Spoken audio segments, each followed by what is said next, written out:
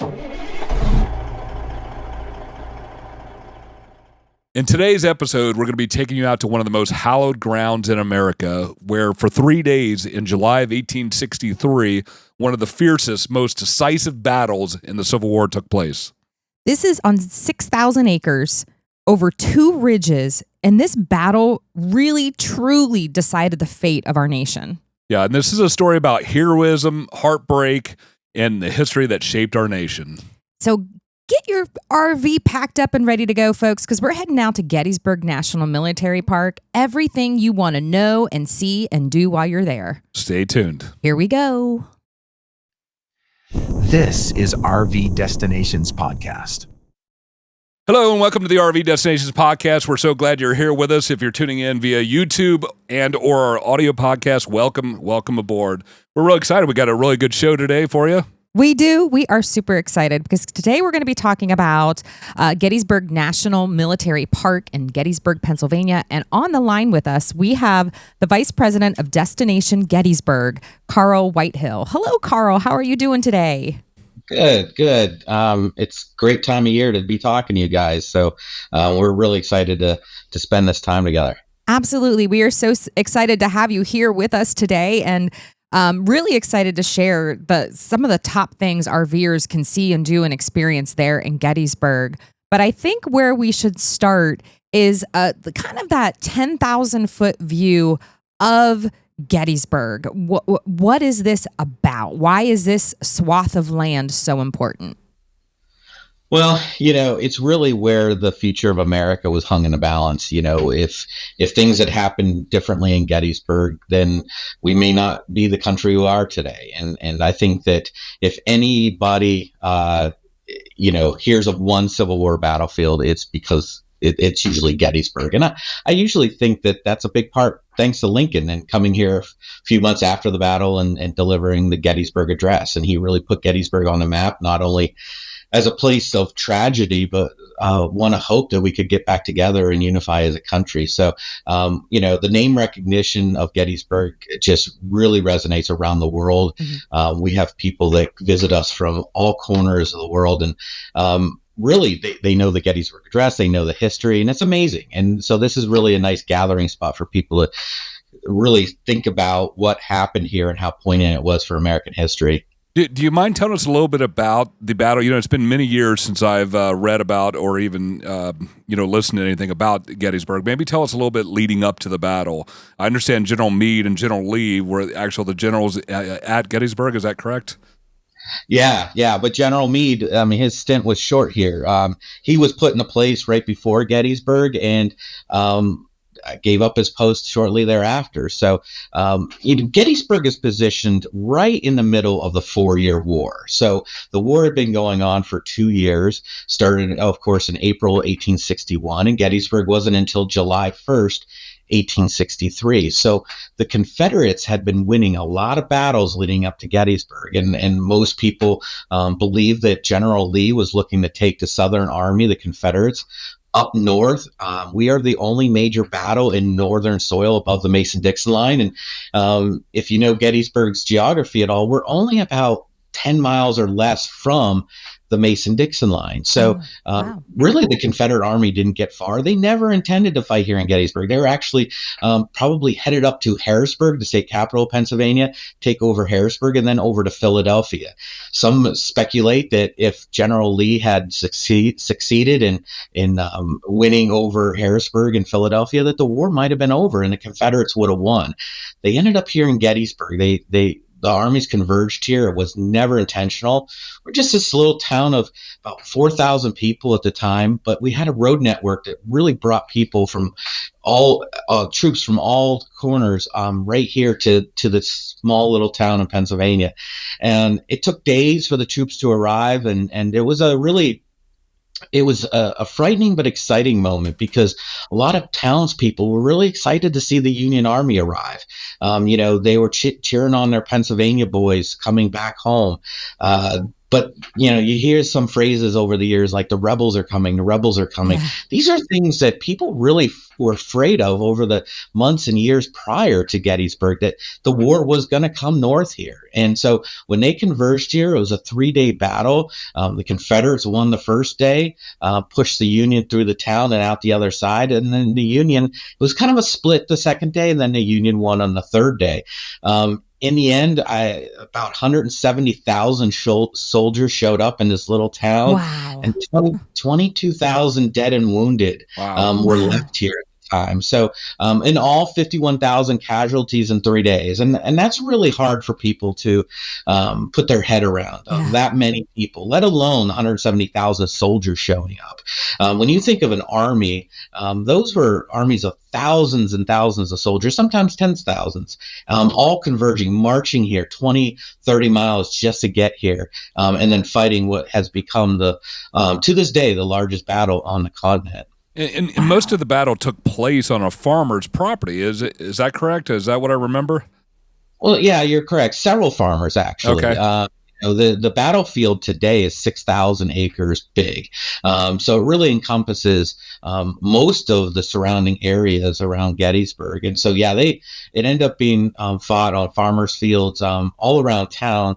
But in the town, too, there's a lot of fighting in the town, a lot of really cool stories being told today of the heroics and the tragedy that happened in the streets of Gettysburg, which a lot of people don't realize, too. Mm-hmm. Yeah. Now, I do know also, and Cal, jump in whenever you want. I feel like I'm taking over the show here, but this is right in my wheelhouse. I love American history. I'm more into Revolutionary history than Civil War, but it's still all in my wheelhouse. And I know this battle, the Battle of Gettysburg, was a turning point in the Civil War. Most historians see that as a turning point. Maybe talk a little bit about that. Why is that battle? Why is the Gettysburg battle a turning point? I think it's a lot of because the momentum of the Confederate Army completely changed, and the casualties were absolutely devastating on both sides. But it left the South retreating back to Southern territory, and they never came back north again. So it was not only the significance of what happened here and the lives lost, but also the entire momentum of the Confederate Army changed on those 3 days. And of course, President Lincoln came here 4.5 months after the battle. It was very much a war-ravaged town at the time, and he really came here to really try to pull a country together and bring some unity to us all, and hopefully that we could heal. So the remaining 2 years of the war, it did go on another 2 years after Gettysburg. A lot of people don't realize that. And it wasn't until April 6th, 1865 that the surrender happened. But the war was never the same after Gettysburg, and arguably the country was never the same. That's incredible. So what would you say there at Gettysburg for a guest coming in? What would be some of the key sites or the key locations? If let's take two different approaches. Somebody comes in and they have just a couple of hours because they're passing through town. What would you recommend them seeing versus somebody who can maybe spend a few days in the area? What would you recommend them tackling? Yeah, if somebody's got a few hours to spend with us, hitting the visitor center is an absolute. It's more than the visitor center. It's an absolute great introduction to what happened here, and a lot of people don't fully understand what Gettysburg was all about. Maybe they don't even know what war it was part of. And that visitor center, as Randy was asking a few minutes ago, that visitor center really allows people to understand what led up to Gettysburg. Why Gettysburg? Why are we here? And so it does a great job on that, gives the reasons for the war, and then goes right into Lincoln's, speech here.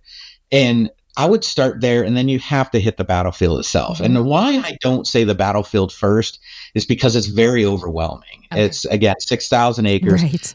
1,300 monuments and markers. It's one of the largest collections of outdoor sculpture in the world because every regiment of the Union Army put a monument to their men here. And so you go out on the battlefield and you see a lot of monuments, you see a lot of plaques, but you don't always understand what happened. If you can, I fully recommend hiring a licensed battlefield guide. It is one of the best guide programs in the entire world. These folks are well tested.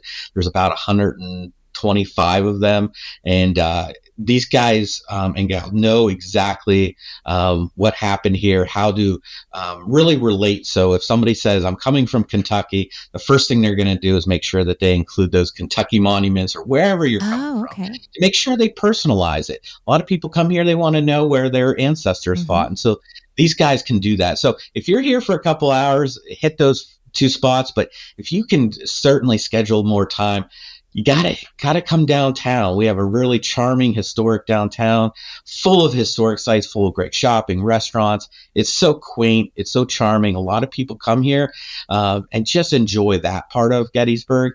And then, the countryside with covered bridges and apple orchards and everything. So we do hope that visitors ultimately spend a couple nights, maybe 3 days with us and get the full experience.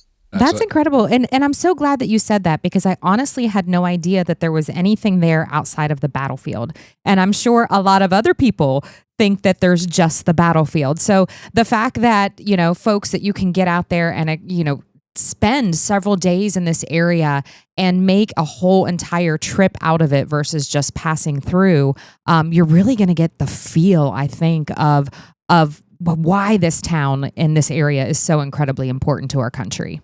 Yeah, so my understanding is there's over 1,000 monuments there in the park. Are there any that you kind of lean towards that have a pretty interesting story? I mean, I'm sure there's quite a few of them, but maybe give us some of your favorite ones. Well, I kind of, look at the landmarks of the battle. Little Round Top, which there's several monuments on the top of Little Round Top. That is the high ground of the Union Army on day 2. It is the most visited part of the battlefield, and you get such a unique view of the entire battlefield. It's a great place for sunsets too. And so up there is a really powerful place where people just love to stand and look out over the battlefield and just imagine the soldiers running up that hill to try to conquer the Union Army. And the other big one we have here, and for good reason, is the Pennsylvania Memorial. And that is, of course, we're here in Pennsylvania, and this is a monument to our home state soldiers. What's really unique about that monument is on the outside of it are etched the 34,000 names of Pennsylvania soldiers who fought in Gettysburg. Wow. It is amazing just to walk around this massive monument. You can climb up and go to the second floor and look out on the battlefield, but around the perimeter is where you're going to find all these names of every single one of these 34,000 soldiers, and it is very powerful. Wow. Would you say, is that, you feel, kind of one of the surprising monuments, or let me reword this, when folks come to visit, that it's this monument, or is there another one that they're totally surprised by, that they really didn't expect the impact that it had on them? I would say, again, I'm going to back out of the word monument and go to landmark. Okay. What we call here the angle, the high water mark. And this is where on day 3 of the battle, the Confederate Army charged a mile across the field to attack the Union center of their army. And they failed. It's known as Pickett's Charge. It's one of the most famous Army maneuvers in history. And people love to stand out on this part of the battlefield.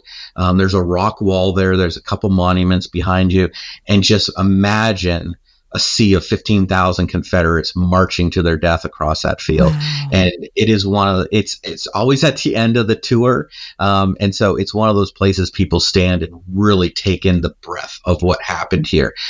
Because Gettysburg is a place of learning, but it's also a really good place of reflection and, where our country has come from. And you don't get any more divided than you were in 1863 when the war came to Gettysburg.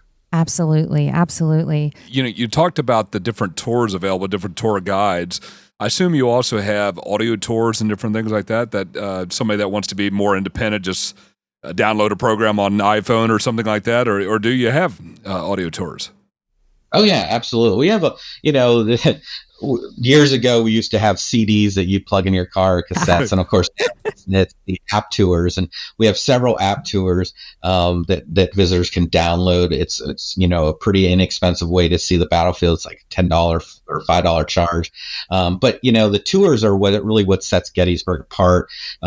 These guides, of course, are somebody that can jump in your car and give you a tour. They can do bus tours, horseback tours, bicycle tours, all sorts of ways that people can really immerse themselves in the way they want to. Some people love a bus tour with an audio recording. That's fine. Other people hopping on a horseback, especially with kids, I always say it's the best way to get teenagers listening is put them on the back of a horse to do that cavalry kind of style tour of Gettysburg. And there's so many different ways to do that. But yeah, we've embraced the technology, and we've also just kind of stuck to our old school roots too with our tours. Now, it sounds like a lot of those are third-party companies that have been authorized to come into the park. I assume the Rangers also have talks and different things that they put on as well. Is that correct? Oh yeah. Throughout most of the year, spring, summer, fall, you'll find park rangers. Everybody loves to get tours from these park rangers. They're all free, and if the Park Service website announces when these tours exist and where they are, you just meet up with these rangers, and they'll give these free talks, different parts of the battlefield, and their knowledge is this absolutely outstanding. Yeah, that's some of the most valuable pieces that we've had is having walking around with a ranger that's very knowledgeable of the park. So that's something we would probably definitely do. Although biking around on e-bikes sounds pretty interesting too. Oh, I would totally do that. So there are reenactments certain times of the year as well, isn't there? With the whole battle.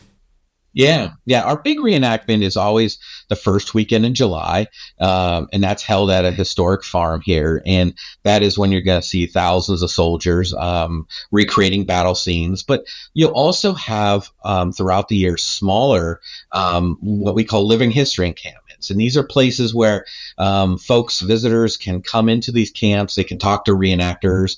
They'll do demonstrations, whether they be cannon demonstrations, rifle, cavalry demonstrations, and they'll really engage the visitors in a deep level, especially kids. It's just amazing to see these kids light up as they enter in a Union encampment or Confederate encampment and talk to soldiers. What are they wearing? What are they eating? You can see on the fire what they're making for breakfast. And these guys are really brought in so they do engage with the visitors. It's a really neat hobby that they do, but they love talking to people. And so you'll see different levels of reenactments throughout the year, but our big one is always the first weekend in July. Oh, very good. And that's every single year. Yeah, absolutely. And, every 5 years is a little bit bigger, but you'll go out there and just see seas of the Union and Confederate soldiers at these things. And is there a charge for that before we switch subject? Is there a charge for that, or is that free, open to the public kind of thing? The reenactment that happens in July, yes, there is a charge. Okay. But if you go to some of these living history encampments at different places, most of those are free of charge. And they do that even on the battlefield itself. Okay. Good. And I was just going to say, with America's 250th birthday next year, what kind of celebrations are going to be going on at Gettysburg? Yeah, we're really excited about America 250th.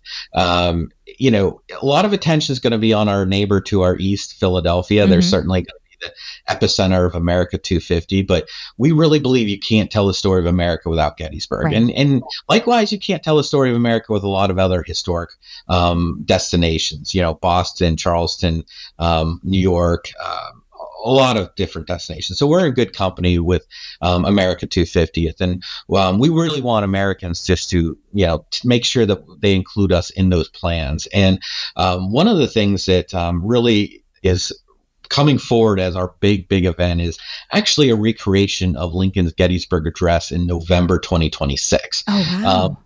Lincoln was only here 25 hours, but he made his mark on history, world history, with that visit here. And so we want to create that entire 25-hour visit Billy Campbell from the movie Killing Lincoln is our Lincoln for that. And it's going to be a 2-day event, November 18th and 19th, next November. That is a big event. We also have a Gettysburg Film Festival, which is going to be working in conjunction with Ken Burns. He's a big supporter of Gettysburg, and putting on a film festival all about American Revolution. He's coming out with his new film series for the Revolution next year. So those are a few. Of course, the reenactment's going to be big, and there are going to be a lot of different events at the park.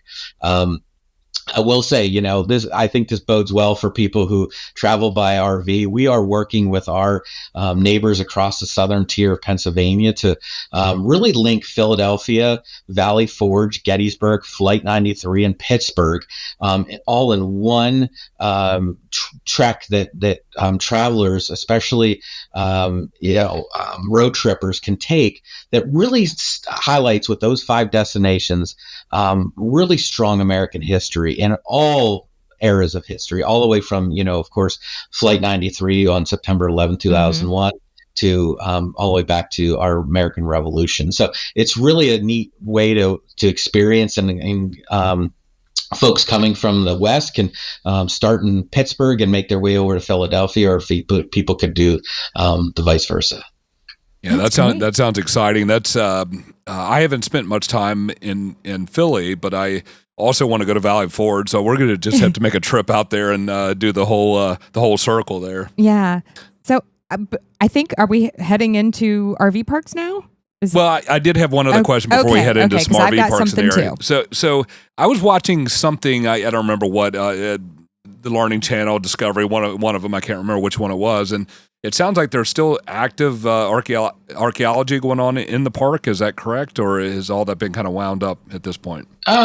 It's here and there. So when they have a project going on, like they refurbished Little Round Top, I mentioned that as the most visited site. When they start to do projects like that, they definitely send in an archaeological team to make sure that they're being very sensitive to what they find. You cannot relic hunt in Gettysburg, so leave your metal detectors at home. Yes, please. But 9 million bullets were fired in 3 days. So there's stuff out there. There's stuff in town that people still find to this day. But when they do a refurbishment or restoration of a farmhouse, all those are owned by the Park Service now. They will be very careful in doing these archaeological digs so that they make sure whatever they find, they can properly take care of and store. So they happen here or there, but there's no ongoing thing. It's just more or less attached to certain projects. Okay, and question 2 to that, you just brought it up, or I thought about while you were speaking. So in the visitor center, are there a lot of artifacts on display? Oh yeah, they have 1 million altogether in storage on display.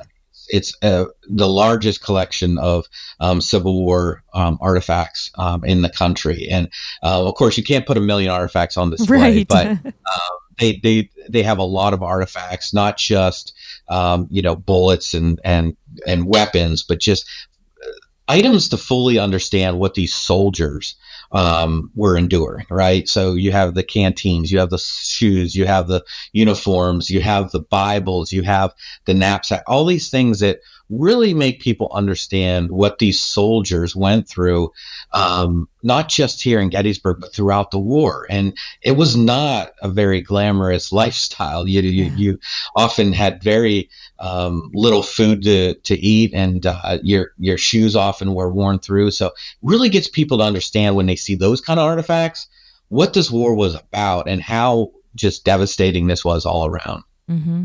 Totally agree.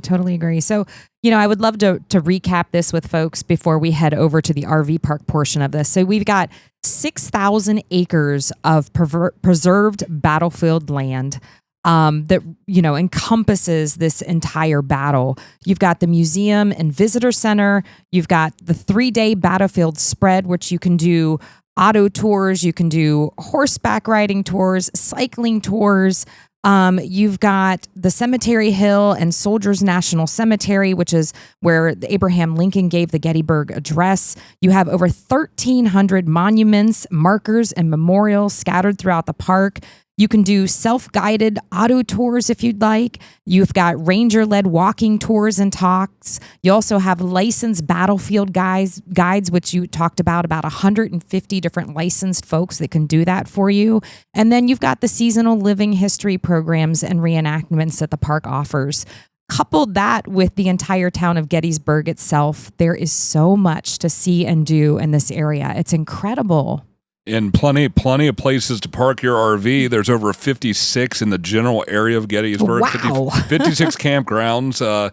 They even have, if you're a member of 1,000 Trails, there's 1,000 Trails real close. You got a KOA. There's actually a Hershey KOA, which we've stayed at. We stayed there, which and we was absolutely wonderful. loved it. That's in Elizabethtown, right? Mm-hmm. Yeah, Elizabethtown, Yep. which is a little bit of a drive, but you also have one. You have a Battlefield KOA, which is a holiday right there in Gettysburg, and then just a ton of other campgrounds. I'm not going to spend a lot of time going through all these, but there are 56 in the general areas. So plenty of campgrounds to find your home base to explore all of Gettysburg and what it has to offer. And then, Carl, how far is say Valley Forge and Philadelphia from Gettysburg? It's pretty. It's within a few hour drive, isn't it? Yeah, Valley Forge is probably about an hour and a half from Philadelphia, maybe closer to 2.5. So right down the road. And, you mentioned, Hershey and of course, Lancaster with the Amish. They're all right around us. And so that's really appealing for a lot of people who want to broaden their experience. Yeah, that's great. We've got to do that. We do. We've been so close so many times. We just need to get there. Well, we went to we were supposed to go to Lancaster a couple years ago. It had RV problems. RV gave us problems. We had to go straight to Freightliner instead of Lancaster. But thank you so much, Carl, for coming on the show. We appreciate all the information. This has been extremely helpful, and our listeners absolutely value this. So we appreciate your time and give us all this information. You want to take us out, babe? Absolutely. Thank you again, Carl. And again, Carl Whitehill, the Vice President of Destination Gettysburg. We are so grateful to have you on our show today, sharing with RVers some of the great things to see and do at the Gettysburg National Military Park and the great town of Gettysburg. We want to thank all of you out there for joining us in here today, whether you're on the audio podcast, wherever you listen to your podcast, guess what? We're out there too. Or don't forget about our YouTube channel. You can see our happy, shiny, smiley faces anytime you want. Get out to our YouTube channel, hit that subscribe button so that you are always up to date with our most recent content. Check out our website as well, www.rvdestinationsmagazine.com. We're really excited because we have a lot of incredible stuff we have planned for you to bring you more great content to your fingertips. And we have a lot of great free content out there as well. And if you use the code podcast20, that's podcast20 at checkout on a subscription of our magazine, you're going to save 20%. So thank you again, all of you out there, for joining us in here today. Safe travels. Safe travels, y'all.